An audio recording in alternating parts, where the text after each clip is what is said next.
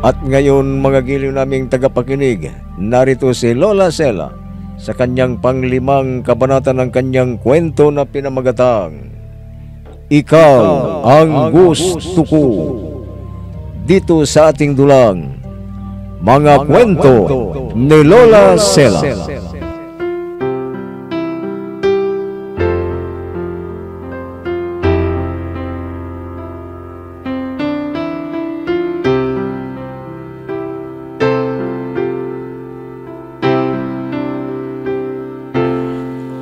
Namatay ang tatay ni Che at Boyo.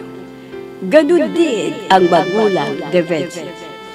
Kaya sinikap ni Che para kumita ng pera. Naging bigid na ang paghuhula ni Che. At isang araw na may nagpahula sa kanya ay pumalpak at hinahanting sila ng babae.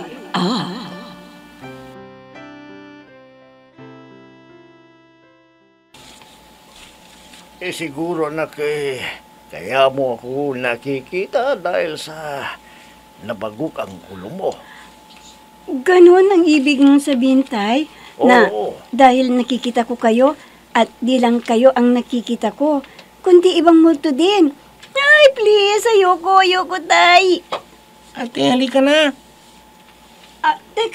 Teka, boy. Nakikita mo ba si Itay? Asan? Ate naman wala naman akong nakikita. Ikaw talaga. Ginugod mo na naman kasi ako. Ano ba yan? Mamaya na natin kasi nga baka makita at maabutan tayo ng babaeng umahabol sa atin. Dali na. Tawag na tayo. Kayo! Bumalik kayo dito! Balik kayo! Sisiguraduhin ko na hindi kayo makakabalik sa bahay ninyo! Mga walang hiya! Naisahan ninyo ako! Paano na? Wala na pati yung udas kong kapatid! Anong gagawin ko ngayon? Talaga namang buhay ito! Ayoko na mabuhay! Ayoko na!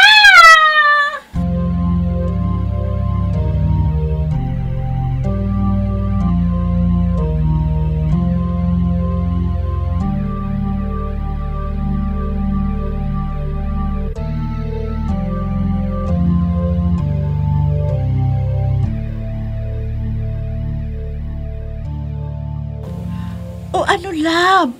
Papabagsak na ang kumpanya nila. Naku, love, yayaman na tayo, hindi ba? Malapit na. Lahat ng parang gagawin ko.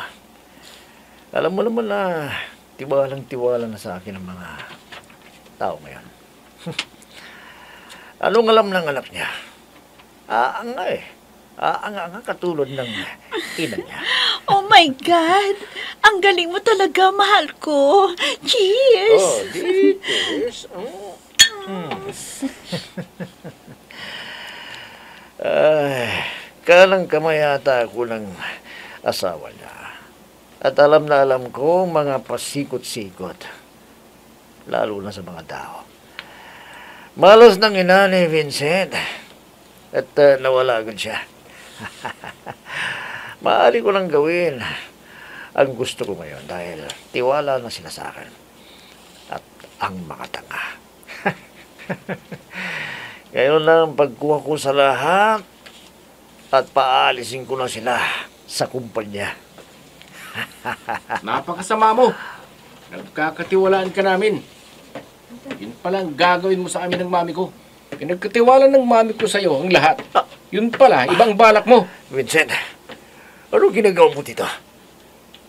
Bakit mo kami binidyohan?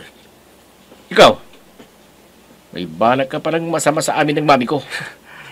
Hindi mo alam kung anong ginagawa mo. At hindi mo alam kung sinong kinakalaban mo. Ako! Malaki ang utang na loob ninyo sa akin. Walang alam ang mami mo sa negosyo. At walang alam ang ina mo sa amin ng daddy mo. Kaya, ako ang nagpalaki ng kumpanya. Ako ang nagsakripisyo. Buong buhay ko, ginugol ko para sa kumpanya ninyo at umasenso kayo. Pero ano? Nung namatay ang nanay mo, sinong ginawang presidente? Yung bobo mong ina na walang alam sa negosyo. Yun pala eh. Gusto mo palang maging presidente ng kumpanya. Sana sinabi mo sa mami ko. Handa naman kaming makinig sa'yo eh. Hindi yung ganito nasisirain mo ang tiwala namin sa'yo. Tinuring ka naming pamilya. Pero bakit ganitong ginagawa mo? Huli na. At sasabihin ko ang totoo. Ha? Vincent, huwag. Patawarin mo ko. Nagkamali ako, Vincent. Ayoko ng taong maluloko. Niloko mo kami ng mami ko. At nasa akin ang ebidensya. Oo, aminin ko nagkamali ako, pero humingi ko ng tawad sa'yo. Huwag mong sabihin sa iyong ina. Ibabalik ko na ang kinuha ko sa kumpanya ninyo. Please lang, huwag mo akong... Sorry, pero huli na. Ha? Huli na. At nawala ng tiwala ko sa'yo.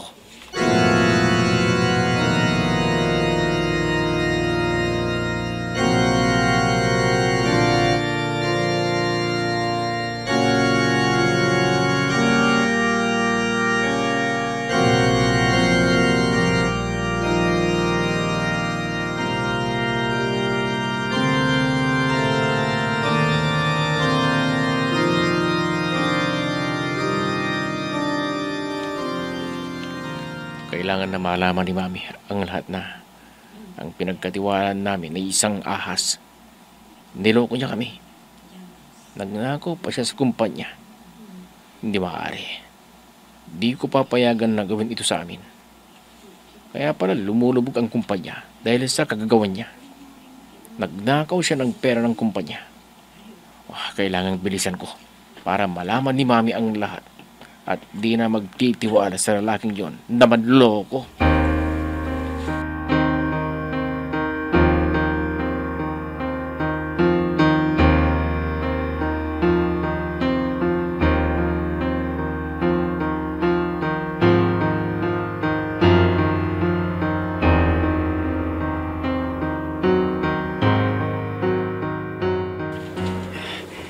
Hindi maaari na malaman nilang buong katotohanan. Nabidyohan ako ni Vincent. Kailangan makuha ko sa kanya yun. Siya, abulin ko siya. Ayaw kong malaman nila na ako may gawa ng lahat. Gusto kong maangkin ang kanilang kumpanya. Kung bakit kasi ang kulukoy na yun nagpunta pa ron. Ayaw ka, Vincent ka. Papatayin kita. Kailangan na bibilisan ko pa ang pagpapatakbo ko ng kotse. Kailangan na makuha kong bidyong kinuha ni Vincent. Sagabal ka sa akin, Vincent. Hindi pwede. At mabubulilyas ang plano ko. Hindi pwede!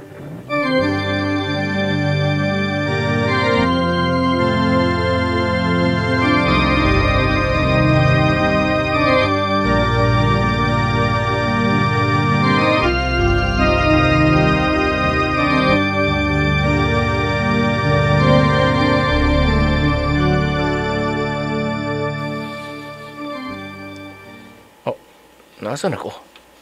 Ha? Ang kotse ko, bakit nasusunog? Mga pulis! May nangyari, may bumunggo sa akin. Mga pulis! Ha? Bakit di ako marinig? Bakit parang di nila ako marinig? Kahit na anong sigaw ko. Susubukin pa ang pulis na nakalabitin. Kailangan na malaman nila ang nangyari. Bakit ako lumurusot? Di maaari. Hindi. Hindi.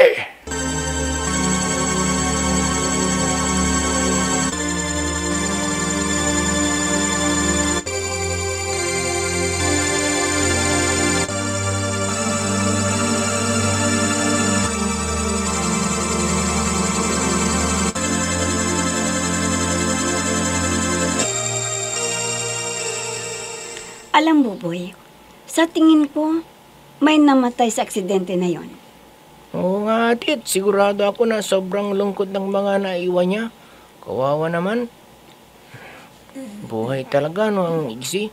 Hindi mo alam kung kailan ka kukunin ng may kapal. Oo, Kagaya ni tatay, di nga natin alam na nadisgrasya pala siya. At yun, ang lungkot natin. Kasi nga, ang aga niyang namatay. At ang masakit, iniwan niya tayo nang di nagpapaalam man lang sa atin, diba? Oo nga, ate. Masakit na hanggang sa ngayon. Di ko matanggap. Yun kasi siguro ang itinakda ng Diyos.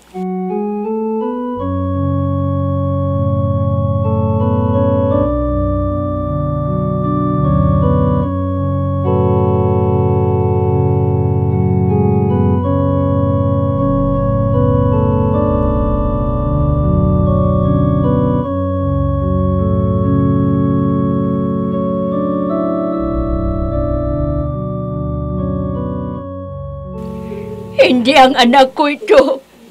Hindi ito si Vince, anak. Anak ko. Hindi ito si Vince. Alam ko, buhay siya. Anak, Vincent. Ma, ako ito. Ma, buhay ako, buhay ako. Mamang pulis, tulungan niyo ako. Alam ko na hindi ito ang anak ko. Ma'am, andito ako. Di niya ako naririnig. Kahit kalabitin ko siya, wala pa rin. Di niya ako nararamdaman. Vincent, anak, bakit mo ko iniwan? Anak! Ang traidor. Kailangan na malaman ito ni Mami. Huwag na po kayong umiyak. Layan mo, Mami ko. Mami, lumayo ka sa taong yan. Paano na? Mami, huwag kang sumama sa kanya. Huwag, Mami. Huwag!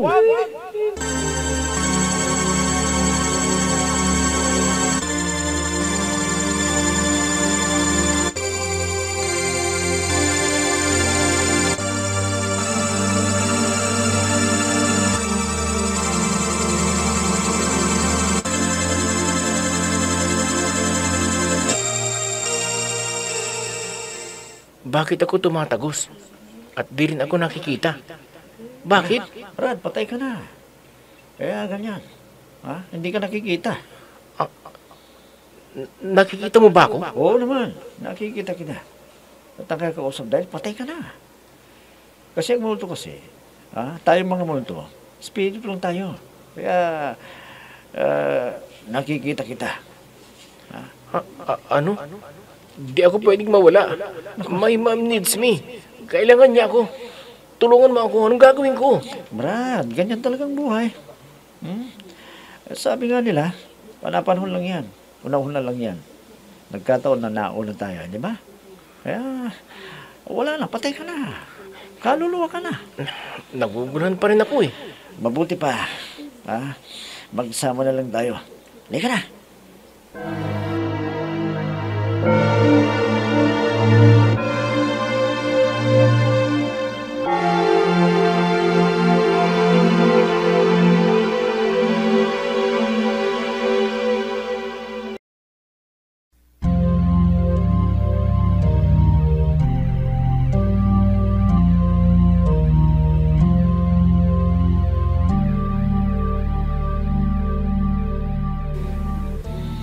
Jasper, wala ka bang kasama dito?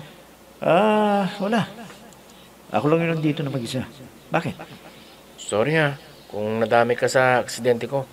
Pasensya na talaga. Tul, wala kang kasalanan. Kasi sumakay ako sa kotse mo. Walang permiso. Ha? Bakit ka nagtatago? Alam mo, pinagtataguan ko kasi yung mga taong masasama. Gusto ko sanang magbagong buhay. Kaso nga yun, kasama mo ako. Nabundol kasi ako. Isasauli ko na sana yung perang nabiktima ko. Kaso nga, masasama. Ayaw nila ng ganun. Hinanting pa nila ako. Doon sa kotse mo. Ganun na nangyari. Tol, ngayon nga, ayaw nga nila. Ayun, hinabol nila ako at gusto nila iyariin ako. Ikaw, ano palang nangyari sa'yo? Bakit ka namatay? At nakikita ko may humahabulin sa'yong lalaki. Yun yung kaibigan ng mami ko. Alam mo ba, nahuli ko siya. Gusto niya na pabagsakin ng kumpanya namin. Hinabol niya ako. Tapos, yun na ang nangyari. Ah, teka, pareho tayong namatay sa car crash. Bakit isang sunog na bangkay ang nakita nila? Malamang bangkay ko na yun. Natatandaan ko na nakalabas ako ng kotse ko noon. Pero teka, ako yung bangkay kasi ang huli kong naalala, bumangga ang kotse ko. Ibig sabihin na akin nga yung bangkay. Eh kung gano'n, nasaan yung bangkay ko? Pero, hindi na importante yan kung nasaan yung bangkay ko. Kasi nga, wala na yung pamilya ko. Ulila na ako. Kung wala ka ng pamilya, paano na? May ayaw kang mawala. Kasi ganito yung tol. Ulitin ko kasi nga, gusto kong magbago ng buhay. Kaya lang, nauna kasi yung pagkamatay ko eh. Actually, humingi ako ng, mga ilang araw yun. Humingi ako ng konsanghel ng pagkamatay ko. Humingi ako ng palugit, sanghel. Baka sakali na isauli ko pa yung pera na kinuha ko doon sa nabiktima kong tao. Pero wala na eh. Hindi na ako nakabawi dahil nga namatay na ako. Kaya kakausapin ko sana yun. Kaya wala na. Talaga? Nagpakita siya sa'yo? Oo. Bakit sa akin hindi? Ano mo, baka sa kagaya kong pogi lang nagpapakita yun. Huwag kang mag-alala. Magpapakita din sa'yo yun. Teka, baka di siya nagpakita kasi di pa ako handa. Kasi nga, ayaw ko pa. At alam niya siguro na kailangan kong iligtas ang mami ko. Grabe, no? Pareho pala tayo nung dapat gawin. Bago tayo magsasampis, kailangan pa natin makahanap tayo ng tutulong sa atin.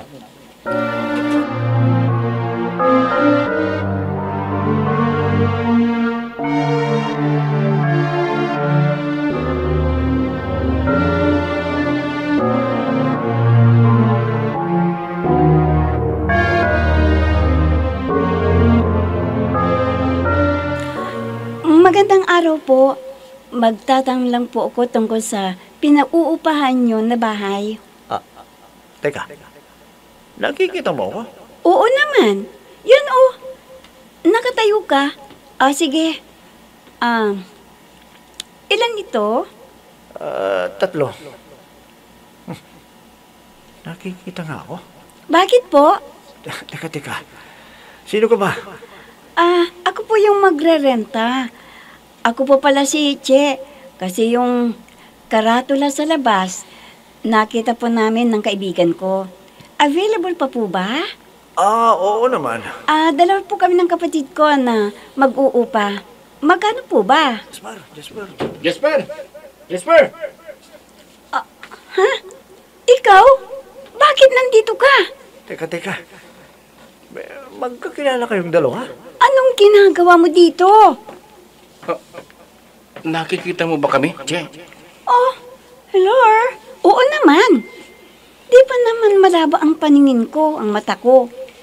Hindi ako bulag, ano? Pero nabulag lang ako sa pagmamahal ko sa'yo. Kung alam mo na nakalimutan ko na ang lahat, hindi. Hindi ko nakakalimutan ang kasalanan mo sa akin. Alam mo ba na araw-araw minumuto ko sa alaalam na yon? Pinilit ko nakalimutan ka na dinadasal ko na sana magtagpo tayo. Naalala ko ang lahat. Alam mo ba? Ang sakit-sakit talaga. Teka, pasensya ka na ha. Hindi ko kasi alam na may away kayo eh. Teka, Che. Alam mo si Vincent bisita ko lang. At hindi siya magtatagal dito, okay? Sir, sorry. Pero, nadala lang ako sa bugso ng damdamin ko. Sir, pwede po bang lumipat na kami ng kapatid ko dito? Oo naman. Ngayon na. Sandali lang po. Ito po ang unang down payment ko. Wag na. Wag na. Hindi mo na kailangan na magbayad. Mag-advance ako lang. Talaga po, sir? Salamat po talaga, sir. Salamat. Hindi ba masaya kapag wala kang babayaran? Sir, malaking utang na loob po sa'yo yan. Malaking thank you. Kung alam mo lang, napatay na kaming dalawa. Kung alam mo lang.